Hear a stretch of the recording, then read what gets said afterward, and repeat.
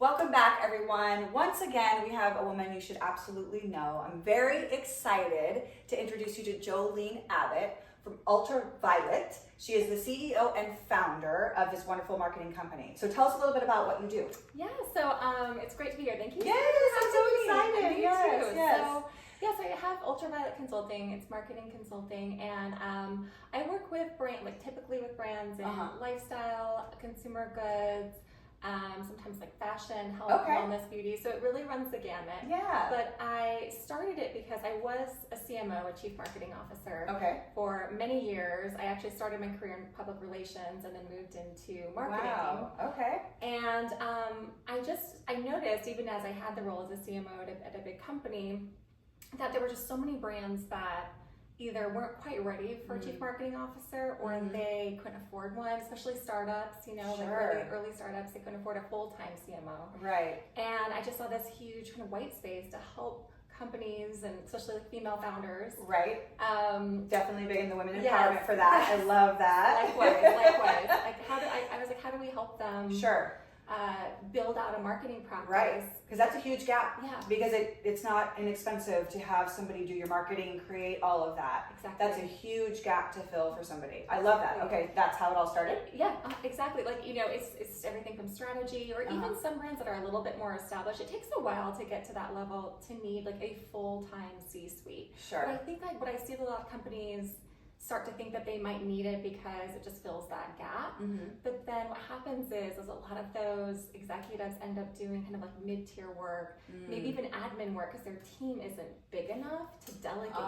So that's one thing I look for is like, is do you have a big enough team for it to have a full-time CMO to delegate work to help execute? Because we need all kind of levels of experience, and you need people that are going to be on social media every day and actually doing it. You don't want your CMO writing social media copy every day. It's not a good use of funds. Interesting. So, I'm kind of geeking out on this because I'm not familiar with how that would work. Yeah. So when you created a relationship with somebody and you're going to start creating for them, like what are some of the first steps? Like how do you get through those first steps? Yeah. So if I'm talking to a company or first meeting with somebody, well, it depends on the size of the company. But the first thing I ask is, just what are their goals? Like, really, what are they looking to achieve? And it helps me get a sense of the stage of where they're at too. So I also work with, earlier, like even smaller companies. So CMO can sound maybe intimidating, but it's also just, you're their head of marketing. So it could be an early stage company who's pretty young, and they're like, hey, I know I need marketing.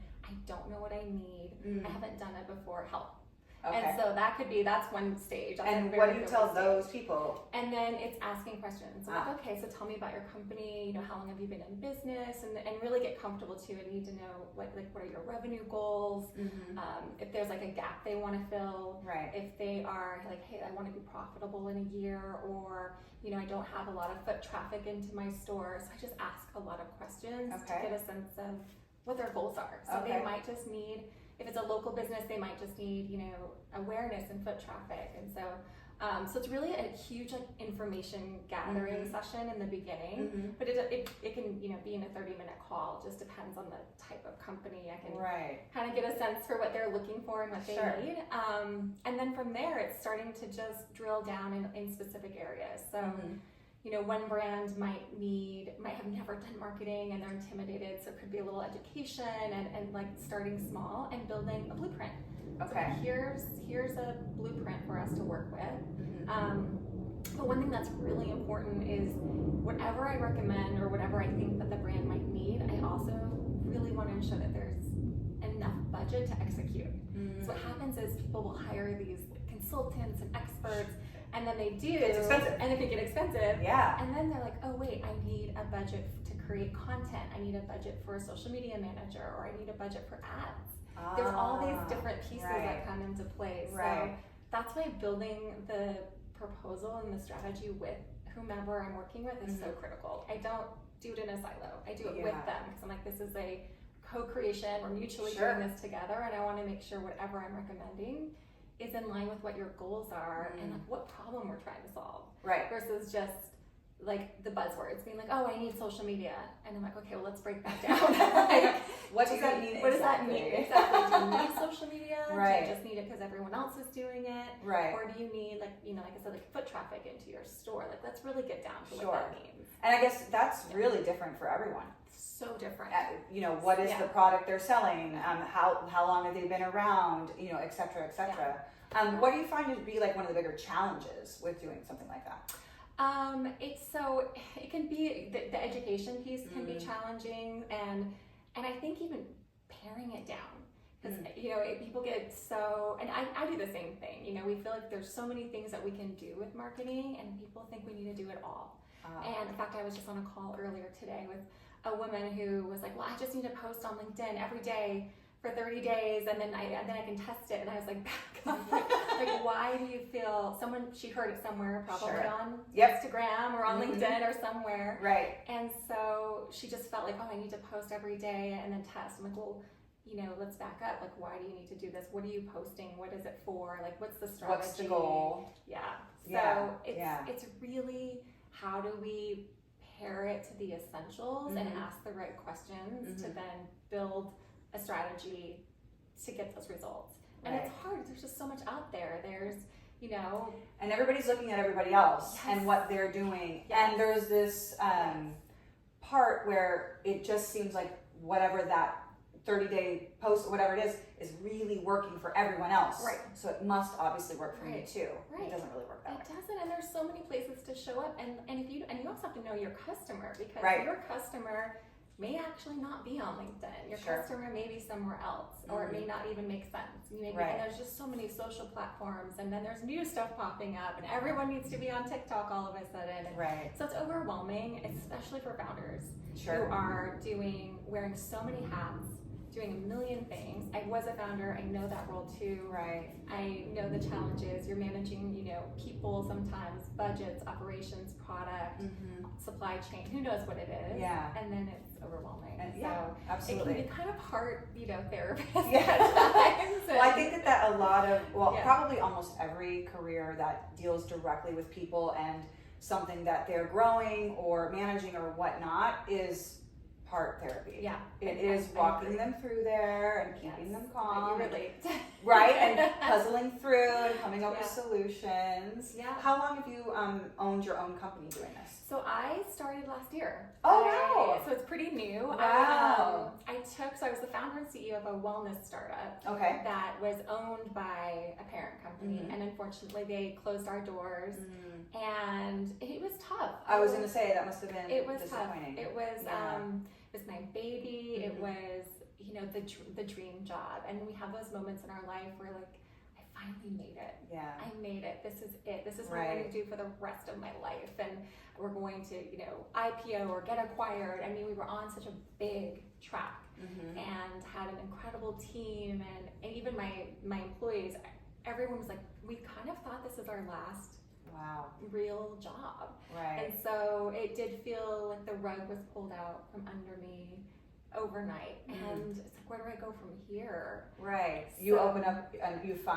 become a founder of something else. Right. And so that's kind of a thing. That's a big deal, because disappointment is huge, and you don't want to use the word failure, because really it is what you're learning. Yeah. You're learning along the way, and yet you still got yourself in the back of the same role. How did you walk yourself through that? So that's such a good question. I love that. First of all, I took time off. So right after that happened, I was interviewing, and I was looking at all these other big roles, like big CEO jobs that I would have killed for.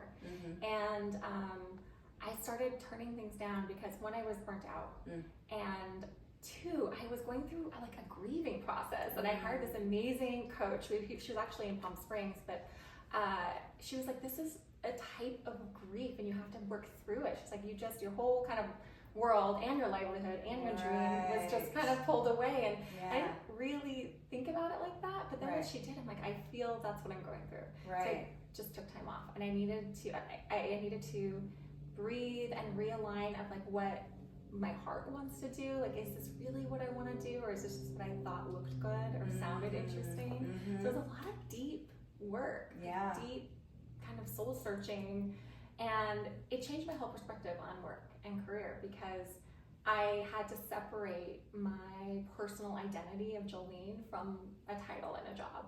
And that was one of the hardest things I think that I've gone through is I'm no longer like Jolene the XYZ. I just had to pull that apart and separate my identity. Yeah. And it was challenging, but then it was freeing. Right, because if your identity is tied to a thing, anything really outside of yourself, if you lose that, you feel like you've lost yourself. Exactly, and that is exactly what happened. Yeah, and wow. It was heavy. That's I didn't expect all these things to unravel, but it started this much bigger kind of inner work journey, and then just reflection on like what work should look like or could look like for me, and then also that's something I help a lot of women with in general. Just all of these learnings. You know, so many people are burnt out and unhappy, and I'm like, well, why? Like, why does it have to be that way? Well, it doesn't have to be that way, right? And I think, you know, part of that is like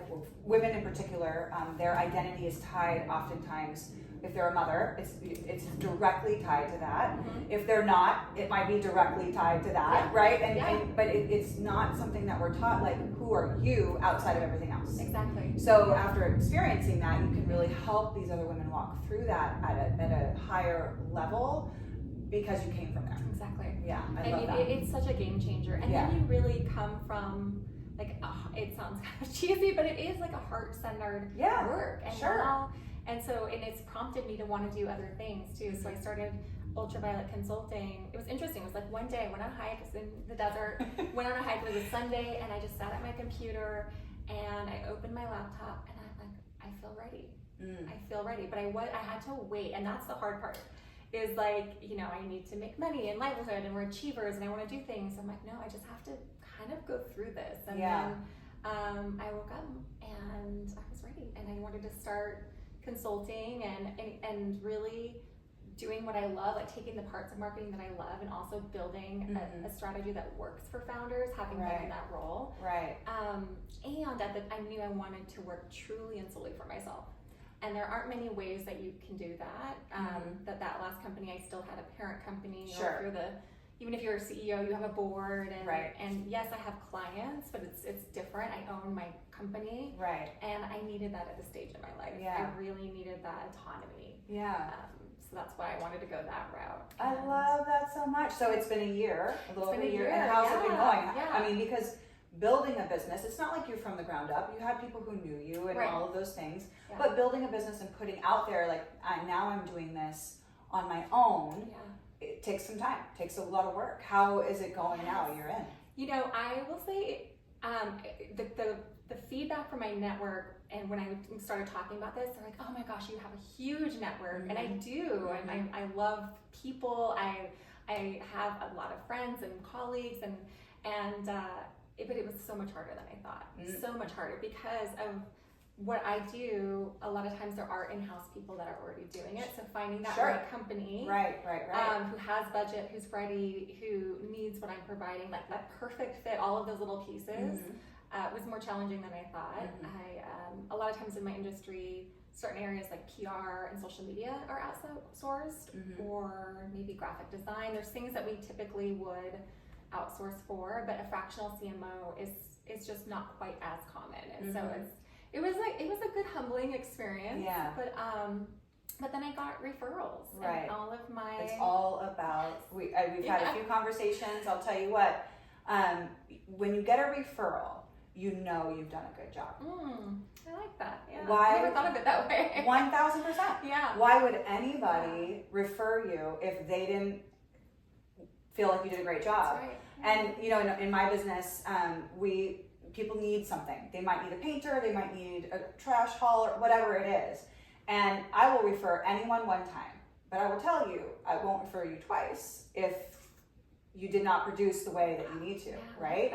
So if somebody passes your name out again and again and again, it's because you're doing exactly what you need to do. I like that. I like that model too of telling someone, I'll do this for you once, but I'm counting, like, because it's your reputation as It well. And is. telling that person, I Yeah. think, or that is really smart, because it makes them be like, oh, right, Yeah. this is valuable. It is Sometimes valuable. we take those things for granted, and like a referral means a lot. It's valuable. It means a lot. Yeah. It means a lot. It's one that. thing for somebody to do a really good job for you, Yeah. because maybe they like you or whatever, you know, but for them to go and do that same job, or and that's why people refer you, because they know no matter what, you're going to do that same really great job, and that's the biggest compliment in the world. I love that. Yeah, and it is, I mean, so you have to also just keep going and Yeah. put yourself out there. So that's the other thing, is once you go through kind of your first list of people you know, Sure. and I'm like, oh, now I need to expand and expand and expand and market myself. And I will say, again, on a call this morning about that very thing, is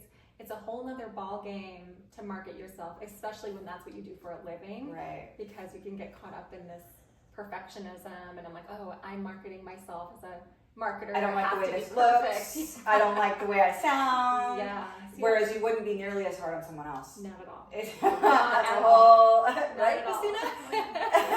That's a whole separate thing. It's different, and always being behind the camera and supporting, you know, other leaders, or even being in front of the camera and in the public eye, but I was tied to I had a title. Sure. So like all of these little things kind of keep you safe and protected. Yeah. And when you're like, this is just me, it's my brand, my company, there's a little bit of a vulnerability. Yeah.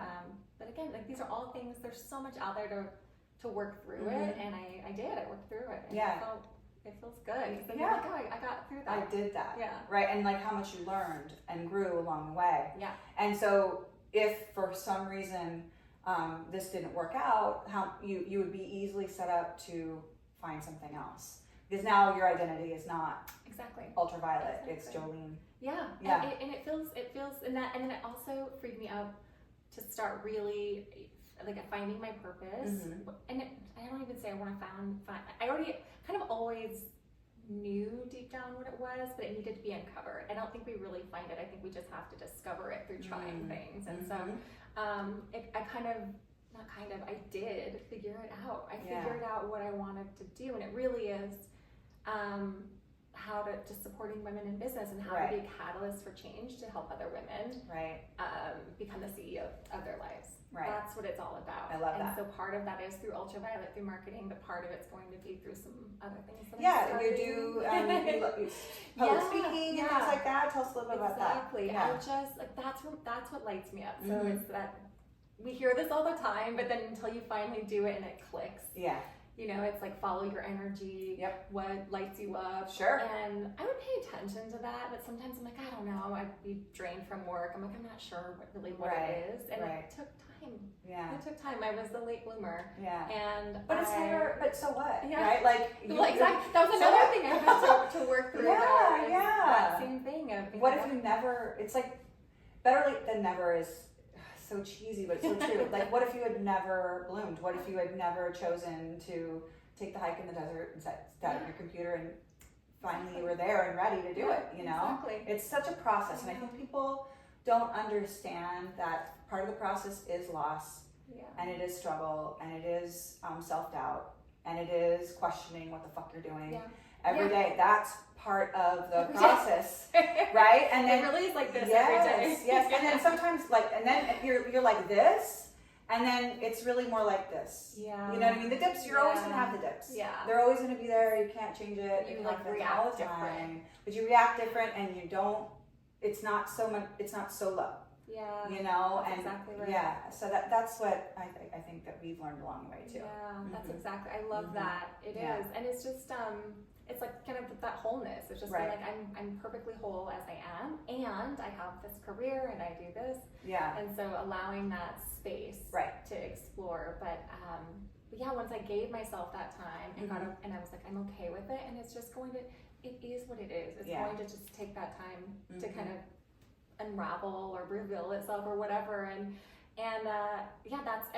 it all started coming together. I realized how much I loved mentoring, and that was the spark. It was mentorship, and I do it all the time, and everyone's like, what would you do for free? You know, that thing, and that's what I already do is I mentor so many women in business and help them with companies and marketing, Right. and that's really what I discovered. Like, this is it. Yeah. And then the interesting part is, well, how can I make this a career, and like, Right. what can I do to build upon that? If I know this is what I want to do, I can't mentor, you know, and pay my bills Right. in the way, you know. So I had to kind of reverse engineer it a little Yeah. bit, and I like talking, Mm-hmm. and I decided, I was like, well, I want to start speaking about these things that I learned, and Mhm. people would always ask me questions, and old employees would still always call me up and ask for advice, and I just started seeing these patterns, Right. picking up on all of these different patterns, and realizing that and kind of building out this other career, of course, Yeah. because we can't just do one thing. Sure. So I'm starting Right. Yeah. this other side of public speaking and mentoring, and as well as down the road, once I kind of get a community going, Yeah. a podcast. I love And that. similar to this, like, we just need so much more, you Yeah. know, as much work as we do, and Mhm. as much progress as there is for women, Yeah, we absolutely. still are paid less, and women are still struggling in the workplace, Mhm. and women still get only 2% of VC money. I mean, there's just, I hear all these stats every single day, Mhm.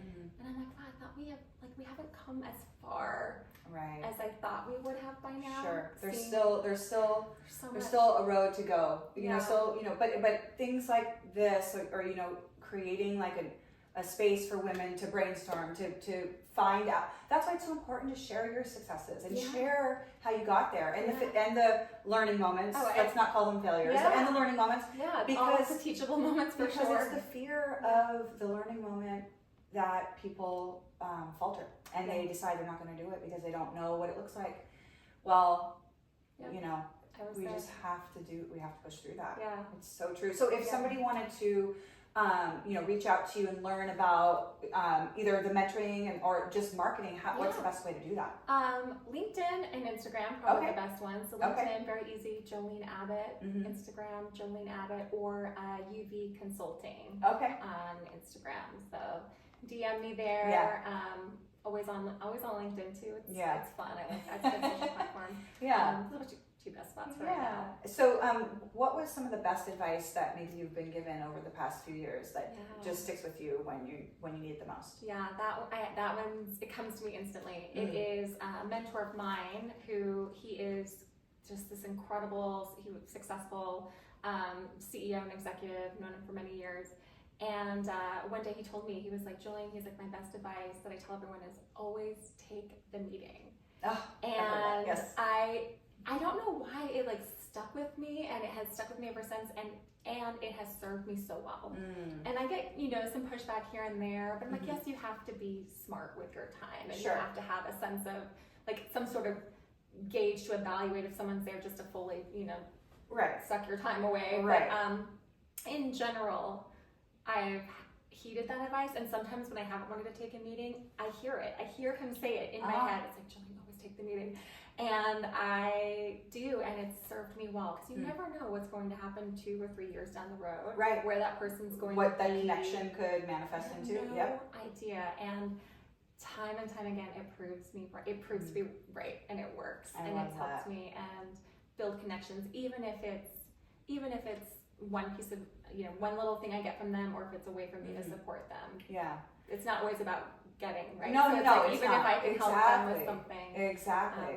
I believe it all comes back. Yeah. You know. That's amazing. And when you were in that moment of realizing you needed to take a break, I think women push themselves to that brink. Yeah. How do you prevent being in that moment again? Oh, that's a great question. See, new Jolene, Yeah. current Jolene would be like, if I need to be in that moment again, that's okay. Mm. So if I need another break, if I find that my life has just completely changed or something's happened, I'll be okay with it. That first break was terrifying, and I felt like I would be forgotten. And in some ways I was. I'll be very honest. It wasn't easy. When you're the founder and CEO of a startup, it's cool, it's sexy. People want they want a piece of you. Mhm. I was in demand. I had a lot of attention.